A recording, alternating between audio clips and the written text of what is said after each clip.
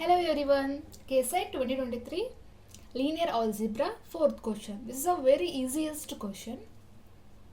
If the matrix -4, 10, -2k is singular, ಇಲ್ಲಿ square matrix ಕೊಟ್ಟಿದ್ದಾರೆ which is singular ಅಂತ ಹೇಳಿದ್ದಾರೆ.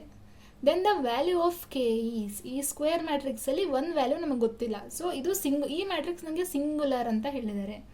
ಈ ವ್ಯಾಲ್ಯೂ ನಾನು ಫೈಂಡ್ ಔಟ್ ಮಾಡಬೇಕು.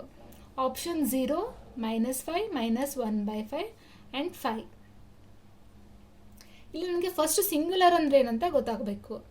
ಸೊ 2x2 ಮ್ಯಾಟ್ರಿಕ್ಸ್ ಕೊಟ್ಟಿದ್ದಾರೆ. ಅ square matrix is said to be singular if the determinant is 0.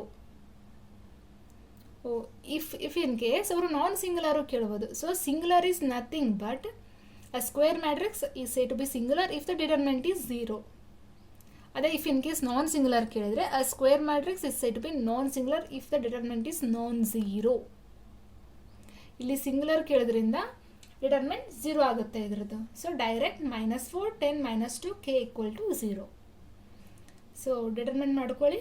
-4k minus into minus plus +20 = 0. 4k is equal to 20, k equal to 20/4, k equal to 5. Here option D is correct. ತುಂಬ easiest question ಇದು. So thank you.